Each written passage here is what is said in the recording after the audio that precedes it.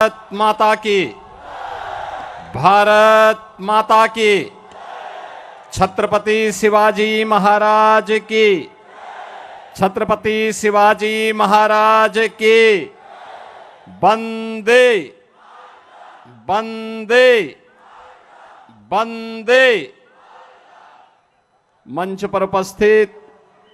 Bharatiya Janata party के जिला के अध्यक्ष श्री किशोर शर्मा जी, उप महापौर श्री हंसमुख गहलोत जी, महायुति के समन्वयक श्री शैलेश पांडे जी, महिला मोर्चा की अध्यक्ष श्रीमती अनीता पाटिल जी, श्रीमती रूपाली गांगुली जी, पूर्व होम मिनिस्टर महाराष्ट्र श्री कृपा शंकर सिंह जी, मीरा मयंदर से भारतीय जनता पार्टी महायुति गठबंधन के उम्मीदवार श्री नरेंद्र मेहता जी, थाने मीरा मयंदर से शिवसेना महायुति गठबंधन के उम्मीदवार श्री प्रताप सरनाइक जी, उल्लासनगर से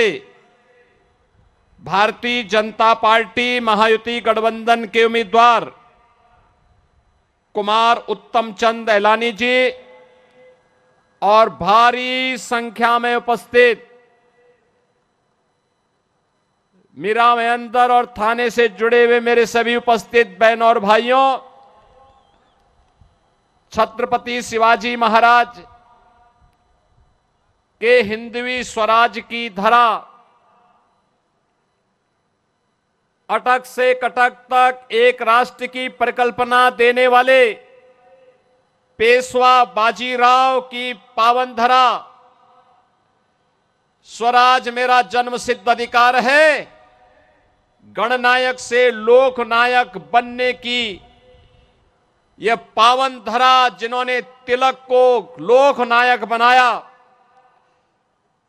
देश के प्रथम स्वातंत्र समर को 1857 के प्रथम स्वातंत्र समर को देश का आजादी का स्वतंत्रता समर बनाने वाले वीर सावरकर और एक विधान के माध्यम से सब समान की संकल्पना को साकार करने वाले डॉक्टर भीमराव बाबा साहब भीमराव अंबेडकर की इस पावन धरा महाराष्ट्र की धरा को नमन करते हुए मैं आप सबका हृदय से अभिनंदन करता हूं। बहनों और भाइयों, मैं कल भी महाराष्ट्र में चुनाव प्रचार में था। आज प्रातःकालीन सत्र में भी मैं महाराष्ट्र के अंदर ही नागपुर और उसके आसपास के क्षेत्र में चुनावी रैलियों में था। आज मुझे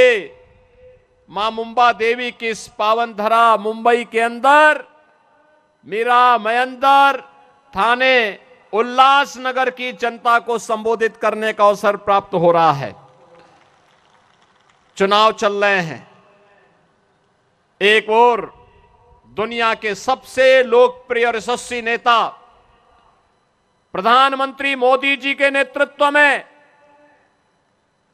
भारतीय जनता पार्टी महायुति गठबंधन इस चुनावी समर में महाराष्ट्र के अंदर आप सबके सामने है, और दूसरी ओर जिनकी न नीति है न राष्ट्र के प्रति कोई अच्छी नियत है, न नैतिक बल ही रह गया है, ऐसा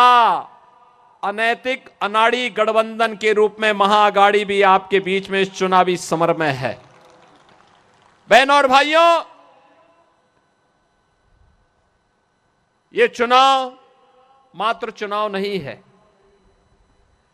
ये चुनाव हम सबके लिए इस राष्ट्र की अस्मिता और अस्तित्व को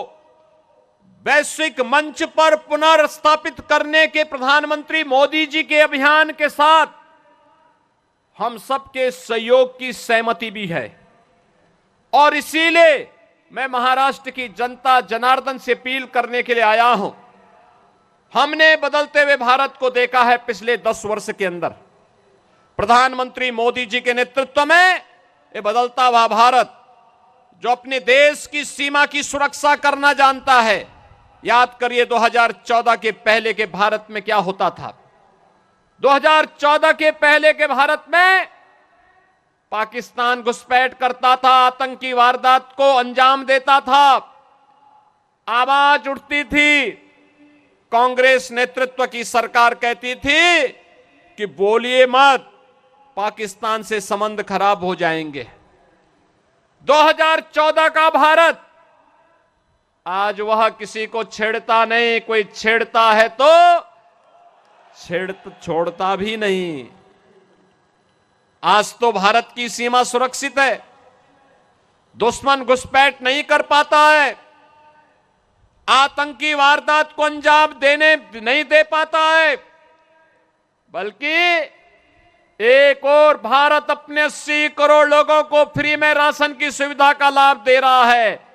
और दूसरी तरफ पाकिस्तान 23 करोड़ की मात्र आबादी वहां वह भी भूखों से मरने के लिए तड़प रही है। बहनों और भाइयों, देश के अंदर आज सुरक्षा का वातावरण है। आतंकवाद की जड़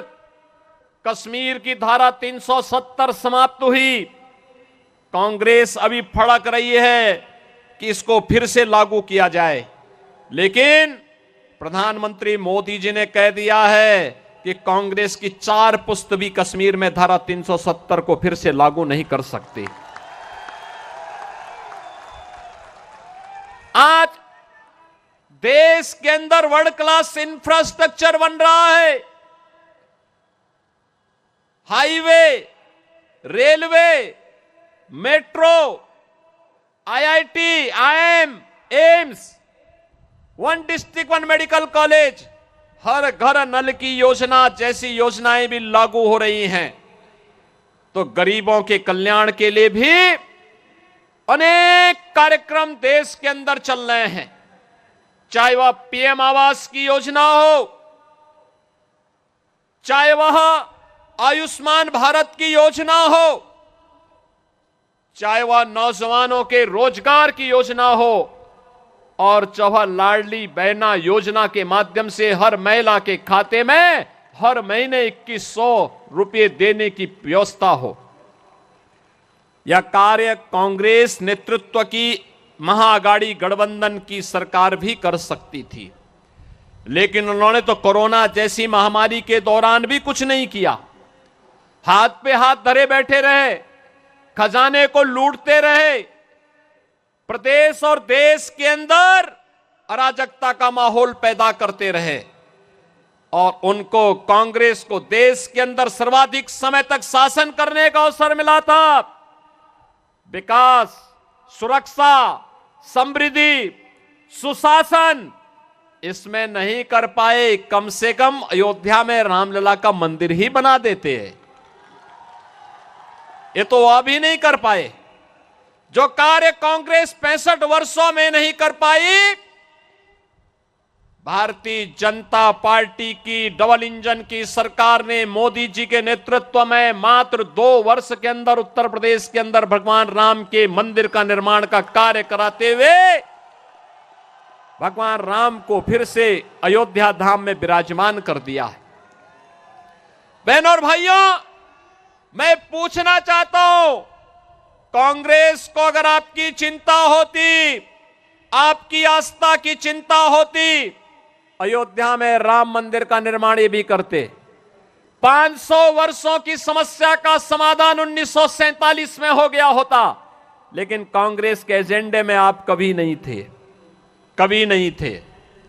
कांग्रेस के एजेंडे में गरीब कभी नहीं था, नौजवान कभी नहीं था, महिलाएं कभी नहीं थी।